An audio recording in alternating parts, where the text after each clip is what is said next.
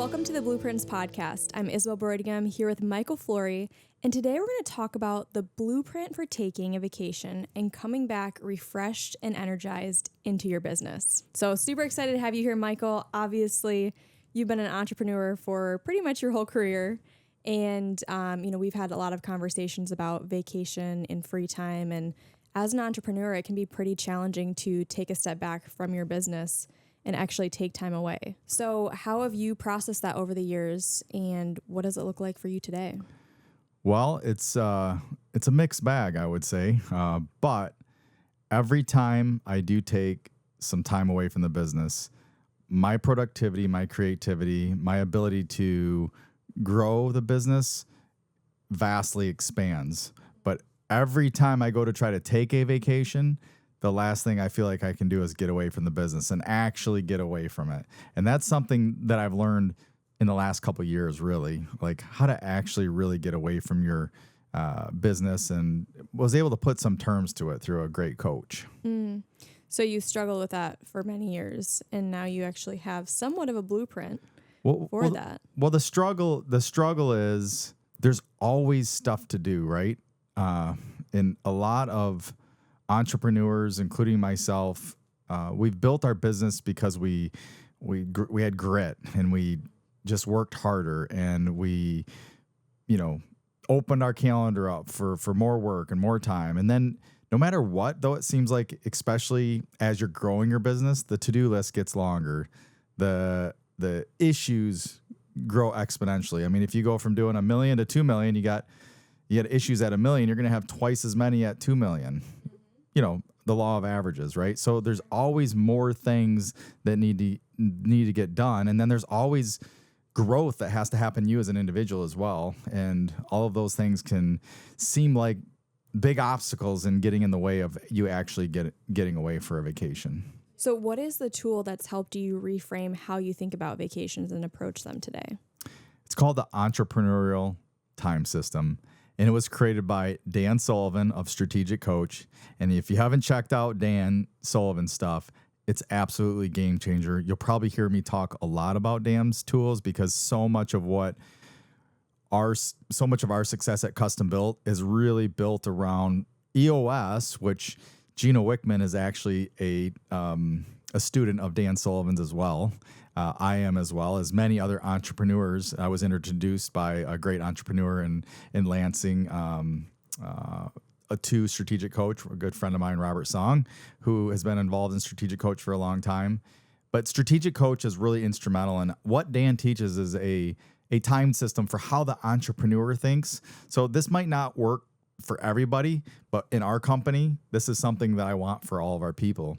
Because what's been proven out is that when people take time away from the day-to-day of the business, there's a rejuvenation that happens that really allows them to be so much more productive, so much more creative, so much more capacity to grow by taking that strategic time away. So free, focus, and buffer days are the categories. Yep. So the basic definition of each one of those is a free day is, I think of it like as 24 hours of no work from, sundown to sundown. And when I say no work, like no checking emails, people know that you're phone call, text messages. Exactly. So being off from the business for a day, in that could be consecutive. It could be a weekend.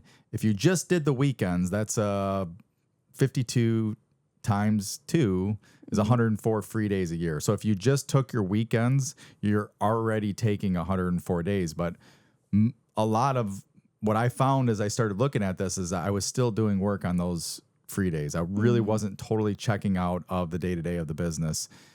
And that doesn't allow me the time to really be present with my family, or to be present on a vacation, or to be present. Like I'm half in there and half still back in the business, and not really paying attention to the small details of what's happening while I'm on vacation, or what's happening in this dinner that I'm at. So absolutely, really doing that is a real stretch for many entrepreneurs to like actually take that first free day. But once you do, once you've experienced it, once you've set yourself up and taken a vacation, it's really game changer. So what are the other two? So you have focus days. So we talk a lot about focus days as being kind of like if you were to use like a surgeon, like surgeons have certain days of the week where they're in surgery all day long. They got, patients lined up. They've done all the pre-work.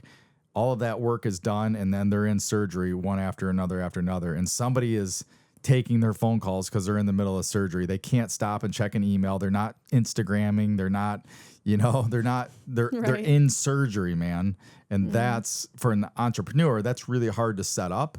But you need to figure out the things that you do the best, that is your unique ability, another Dan Sullivan term, but the thing that you bring to the business that really allows a business to thrive. You need to do more of that on those focus days. So if you set yourself up, maybe it's client-facing meetings, maybe it's speaking, maybe it's just a strategic thing that you can bring to the business. That's what you would want to put on your focus day, because it's going to drive growth and success in your business. And then the last day is what we call a buffer day. And the buffer day is a day that's all about getting ready for both free and focus days. So on a buffer day, you would be preparing, getting things ready, having your team get things ready, or you getting things ready so that you can be on vacation, so that you can take time off. So like one of the things that I've embraced is I hired an executive assistant to help manage my emails, manage my calendar, take over some of those items so that while I'm off, things that have to get responded to can still get responded to. But she can also, keep things moving forward in the business while I'm on a free day. Right. And then on buffer days, you can prepare for your free and focus days. Yeah. Yep. Yeah. So, calendar work, setting things up, dealing with emails, dealing with those items that you're going to not do on a free day, that you're not going to do on a focus day, because you're in, like for me, focus day for me would be spending time face to face with the leaders in our company, also the sales team, because I oversee the sales team. So the key leaders, key salespeople, getting out and in homes, spending time coaching and being with my team and helping move deals forward, solving problems and working on higher level issues. Not actually out swinging the hammer every day anymore. Yeah. I could still do that. I would some days like to do that, and that could be productive for, an afternoon or something if I wanted. But maybe not the thing that I should be doing on a focus day, because we have people in the company that are skilled at a higher level than me at this point of maybe swinging the hammer or building the deck. Yeah. And I think, for me, as I've watched you over the years, this is a tool that I'm actually working on implementing right now, is free focus and buffer days, because it's a simplifier. And so when I think of entrepreneurs, a lot of times entrepreneurs are visionary minded, right? So you, for instance, ideas, like you're a multiplier where you take concepts and you're like, how can I take this thing and make it more valuable? And you create things around it. And so I think this tool, as I look at it, is such a powerful tool because it's a simplifier in your life. It's not complex.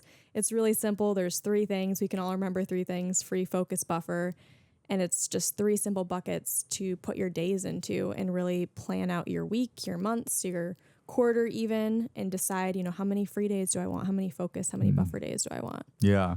Yeah. And we talk a lot about the quarter, but even your yearly planning, if you haven't checked out one of Jesse Itzler's calendars, it's called the Big Ass Calendar Club.